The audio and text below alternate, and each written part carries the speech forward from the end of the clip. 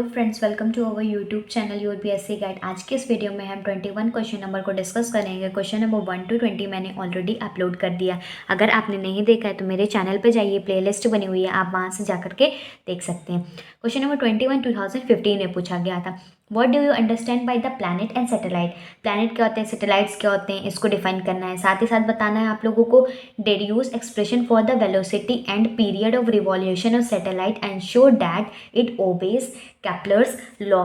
इसमें वेलोसिटी और time period बताना है सैटेलाइट का, और ये भी बताना है कि ये कैप्लर्स के लॉ को वेरीफाई करता है। सबसे पहले लिख लेते हैं प्लैनेट और सैटेलाइट क्या होता है। तो हेडिंग डालिए आप लोग, planet and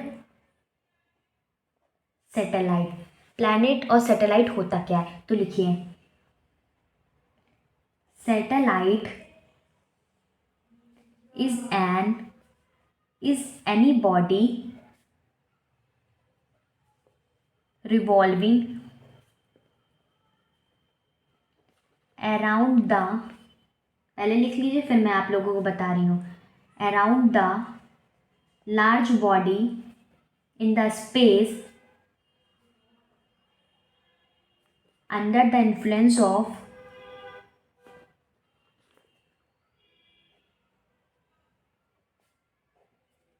latter।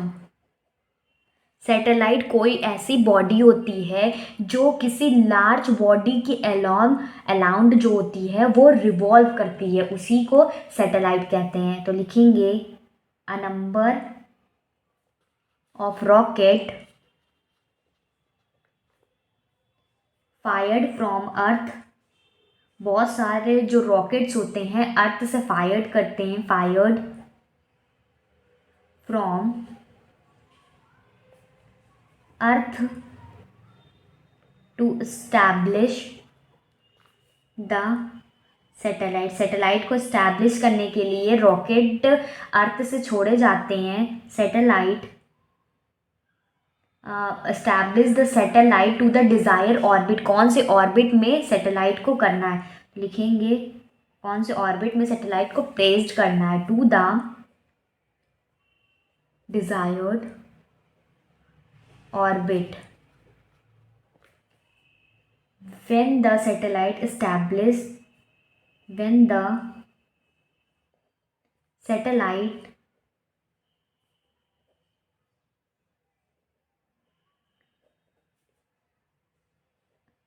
established at desired orbit, then it will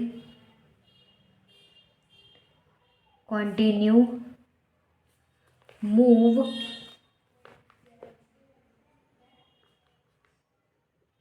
about its orbit under gravitational attraction of earth surface. देखिए मैं आप लोगों को अच्छे से समझा देती हूँ। सैटेलाइट कोई ऐसी बॉडी होती है जो कि लार्ज बॉडी के अराउंड रिवॉल्व करती है। इसे अर्थ से रॉकेट के थ्रू जो है तो फायर किया जाता है, और जब वो सैटेलाइट अपनी पोजीशन पे, जहाँ उसे ऑर्बिट में जहाँ पर उसको फायर करना था वहाँ पर जब आ जाती है तो वो कंटिन्यू मूव करने लगती है अपने ऑर्बिट में। किसकी हेल्प से, ग्रेविटेशनल अट्रैक्शन की वजह से। ठीक, जैसे कि देखिए हमारा पूरा सोलर सिस्टम है, तो ये सन है। जब कोई सैटेलाइट को अर्थ से फायर किया जाता है, मानिए ये अर्थ है हमारा, तो ये अर्थ से सैटेलाइट को फायर किया जाता है ये ऑर्बिट में। तो जब ये ऑर्बिट में फायर्ड हो जाती है तो अपने आप ग्रेविटेशन अट्रैक्शन की वजह से पूरे ऑर्बिट में रिवॉल्व करने लगती है। तो ये सैटेलाइट की इसकी डिफिनीशन थी। ठीक, अब हम लोग देख लेते हैं कि कैसे हमें एक्सप्रेशन को डेराइव करना था वेलोसिटी और टाइम पीरियड की सैटेलाइट को, और जो कि कैप्लर्स लॉ को ओबे करती हो। तो हम न्यूटन का सेकंड लॉ से देखते हैं। तो लिखेंगे by Newton's second law the force on the satellite is equal to the mass times of the acceleration। वो न्यूटन का सेकंड लॉ कहता नहीं है कि force is equal to mass into acceleration होता है, तो वही चीज़ मैंने इसमें लिखा। तो और हम जानते हैं कि जो ग्रेविटेशन फोर्स की वजह से जो फोर्स होता है वो बताया ना, न्यूटन्स लॉ ऑफ ग्रेविटेशन पिछले के क्वेश्चन करा रहे थे, बताया था ना, Gm/m/r² होता है। फिर किसके इक्वल होता है? मास टाइम्स ऑफ एक्सेलरेशन का। हमारे पास मास चाहिए और एक्सेलरेशन को हम लोग v² से भी लिख सकते हैं, तो v²/r। ठीक, जब इसको सॉल्व करेंगे तो मास से मास कैंसल आउट हो जाएगा और r से एक r कैंसल आउट हो जाएगा और वेलोसिटी निकालेंगे तो ये आएगा √Gm/r। और हम लोग अगर r को r+h ले लेते हैं तो इसकी जगह पर, तो ये आ जाएगा वेलोसिटी हमारा √Gm/r+h ले लिया, तो ये हमारा इक्वेशन नंबर फर्स्ट बन गया। फिर उसको क्या करेंगे, अगर acceleration due to gravity small g ले लेते हैं उसकी जगह पे, तो लिखेंगे आगे इसमें क्या लिखेंगे, if small g be the acceleration due to gravity. अगर small g acceleration due to gravity है तो इधर हमारे पास आएगा mass into acceleration due to gravity, किसी भी बॉडी का मास और ग्रेविटी, फिर उसके बाद जो ग्रेविटेशनल फोर्स होता है स्मॉल m/r कैपिटल R²। तो इसमें से स्मॉल m से स्मॉल m कैंसल आउट हो जाएगा, तो हमारे पास g की वैल्यू आएगी।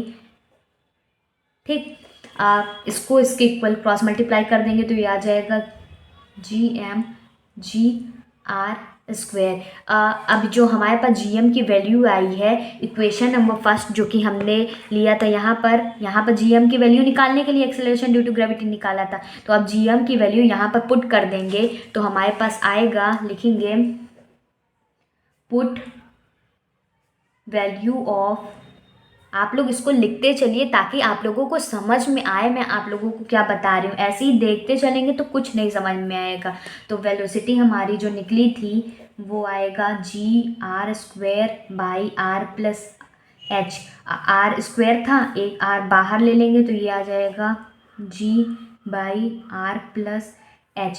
और ये जो वेलोसिटी है इसको हम लोग कहते हैं वेलोसिटी ऑफ सैटेलाइट।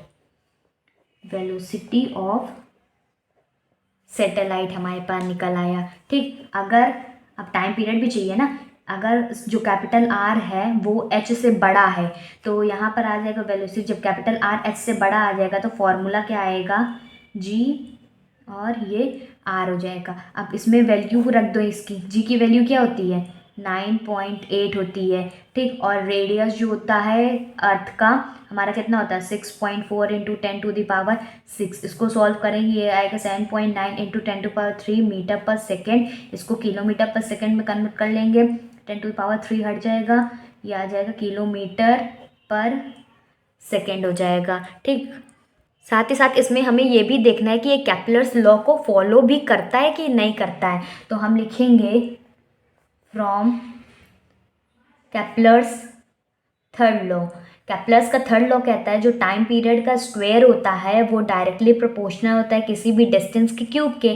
तो ये आएगा हमारे पास t², अब इक्वल हटा तो कांस्टेंट तो लगेगा ही, 4π²/Gm कांस्टेंट हो गया, ये हमारा कांस्टेंट था ही ना, मैंने आप लोगों को बताया हुआ है। ठीक, ये r³ है। फिर उसके बाद अब यहाँ पर Gm की वैल्यू हमारे पास कितनी आई थी, Gm की वैल्यू आई थी Gr²। ठीक, अब इसकी जगह पर वैल्यू पुट कर देंगे, t² 4π² Gm की वैल्यू रख दो यहाँ पर, ये G है। ठीक, तो ये आएगा Gr²r³। इसको सॉल्व करेंगे तो ये आएगा 4π और यहाँ पर r की जगह r+h यूज़ करेंगे। ठीक, तो ये आएगा कैपिटल R+h का होल क्यूब अपॉन Gr²। ठीक, इसको आगे सॉल्व कर लेते हैं तो हमारा जो टाइम पीरियड है स्क्वायर उधर चला जाएगा, स्क्वायर था ना तो स्क्वायर को उधर गया तो ये पूरा अंडर रूट में आ जाएगा, 4π और आर प्लस एच का whole cube upon G R square. ठीक, आगे देखते हैं इसको कैसे करेंगे। हमारे पास टाइम पीरियड कितना आया था, √4 पाई आर प्लस एच का whole cube upon G R square आया था। ठीक, तो आगे और सॉल्व करेंगे तो ये आ जाएगा 2 पाई, ये निकल आएगा बाहर आ जाएगा, तो ये आ जाएगा 2 पाई आर प्लस एच का 3/2 अपॉन जी, तो अंडर रूट में ही रहेगा, सिर्फ आर बाहर निकलेगा।